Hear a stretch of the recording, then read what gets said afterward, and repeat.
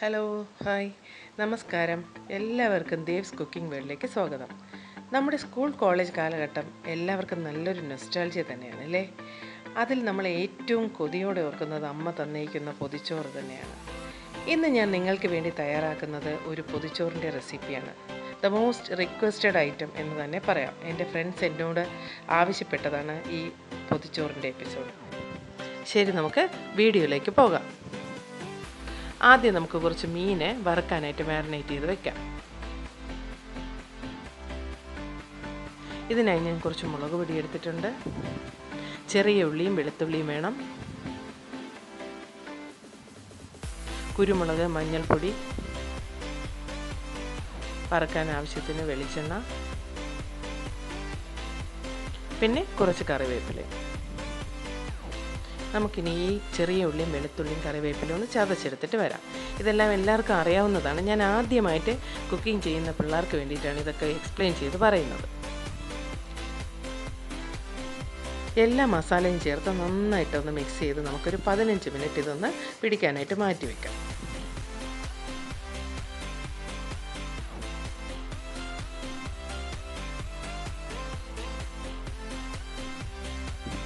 മീനൊന്ന് മസാല പിടിക്കുന്ന നേരം നമുക്ക് മെഴുക്ക് പുരട്ടി ഒന്ന് റെഡിയാക്കി എടുക്കാം. ഞാനിന്നിവിടെ വഴുതനങ്ങ മെഴുക്ക് പുരട്ടിയാണ് റെഡിയാക്കുന്നത്. വഴുതനങ്ങയ്ക്കൊപ്പം ഞാനൊരു ചെറിയ സവാളയും ഒരു ചെറിയ തക്കാളിയും 2-3 പച്ചമുളകുമൊക്കെ അരിഞ്ഞ് ചേർത്തിട്ടുണ്ട്. ഇനി ഒരു പാൻ അടുപ്പത്ത് വെച്ചിട്ട് നമുക്ക് ആവശ്യത്തിന് കോക്കനട്ട് ഓയിൽ ഒഴിച്ചു കൊടുക്കാം. ഇനി നമുക്ക് ചൂടായ ഓയിലിൽ കടുകിട്ട് കൊടുക്കാം. കടുക് പൊട്ടി വരുമ്പോഴത്തേക്ക് നമുക്ക് കട്ട് ചെയ്ത് വെച്ചേക്കുന്ന വെജിറ്റബിൾസ് എല്ലാം ഇട്ട് കൊടുക്കാം. ആവശ്യത്തിന് ഉപ്പും ചേർത്ത് നന്നായിട്ടൊന്ന് യോജിപ്പിച്ച് കൊടുക്കണം. ഇതൊരു 10 മിനിറ്റിനുള്ളിൽ വെന്ത് കിട്ടും. പെട്ടെന്ന് ശരിയാക്കി എടുക്കാവുന്ന ഒരു മെഴുക്ക് പുരട്ടിയാണിത്.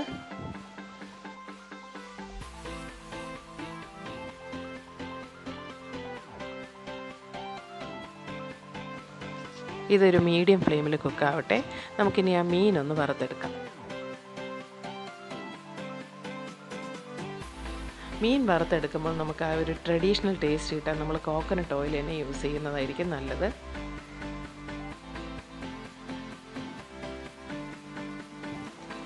ചൂടായ ഓയിലിലേക്ക് നമുക്ക് മീൻ കഷ്ണങ്ങൾ ഇട്ട് കൊടുക്കാം.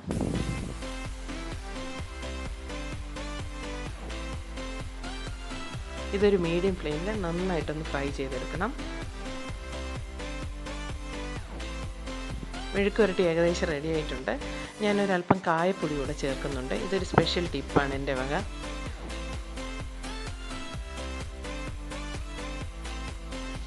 ഈ കായപ്പൊടിയുടെ ഫ്ലേവർ മെഴുക്ക് പുരട്ടിക്ക് ഒരു പ്രത്യേക ടേസ്റ്റ് കൊടുക്കും. ഇതിവിടെ റെഡി ആയിട്ടുണ്ട്. നമുക്ക് ഫ്ലെയിം ഓഫ് ചെയ്യാം.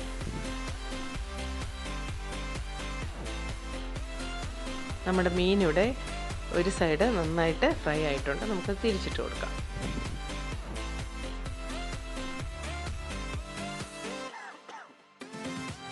ഇത് ഏകദേശം റെഡിയായി വരുമ്പോഴേക്കും നമുക്ക് കറിവേപ്പിലൂടെ ഒന്ന് ചേർത്ത് കൊടുക്കാം. ഒരു നല്ല ഫ്ലേവർ കിട്ടും മീനിന്. നമ്മുടെ മീനും റെഡി ആയിട്ടുണ്ട്. നമുക്കിനി ഒരു പാത്രത്തിലേക്ക് അത് എടുത്തു വയ്ക്കാം.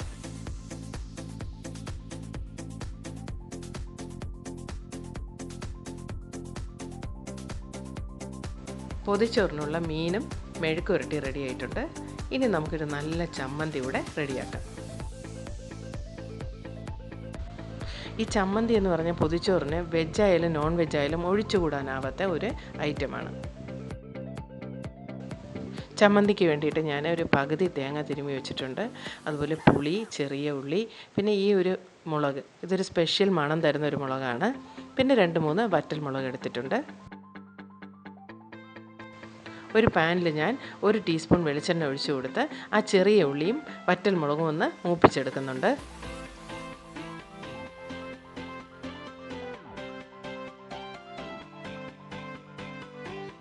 ഇത് തണുത്തതിന് ശേഷം നമുക്ക് മിക്സിയുടെ ജാറിലേക്ക് ഇട്ട് കൊടുക്കാം.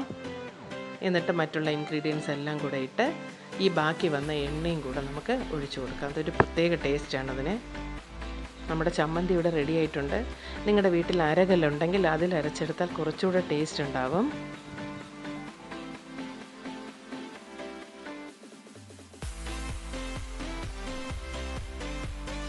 ഇനി നമുക്ക് 2 മുട്ടയും കൂടെ ഒന്ന് ഓംലെറ്റ് ചെയ്തെടുക്കാം. അപ്പോൾ പൊതിച്ചോറ് കംപ്ലീറ്റ് ആവും.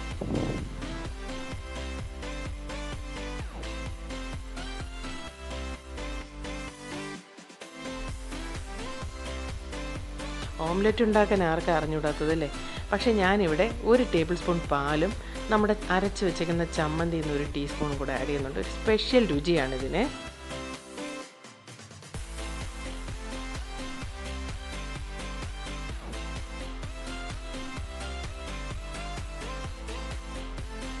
ഇനി പാനിൽ ഓയിൽ ഒഴിച്ചു കൊടുത്തിട്ട് നമുക്ക് ഓംലെറ്റ് റെഡിയാക്കാം.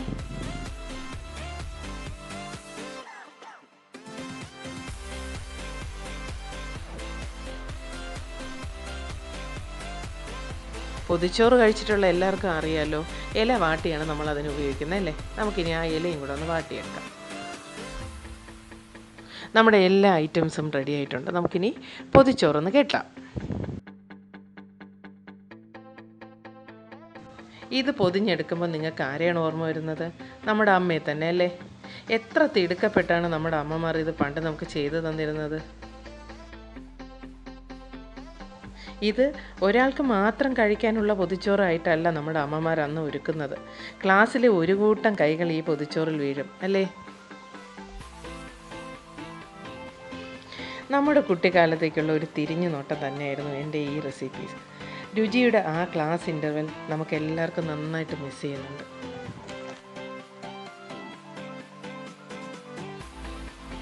ഇന്നത്തെ ഈ എപ്പിസോഡ് എൻ്റെ അമ്മയ്ക്ക് വേണ്ടിയിട്ടാണ് ഞാൻ ഡെഡിക്കേറ്റ് ചെയ്യുന്നത്, കൂടെ എൻ്റെ സ്കൂൾ, കോളേജ്, ഹോസ്റ്റൽ ഫ്രണ്ട്സിന് വേണ്ടിയിട്ടും.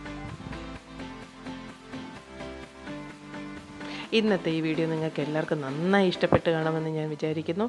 കൂടുതൽ വീഡിയോസിനായി ഈ ചാനൽ സബ്സ്ക്രൈബ് ചെയ്യുക, ഷെയർ ചെയ്യുക, ബെല്ലൈക്കൺ കൂടെ പ്രസ് ചെയ്യുക.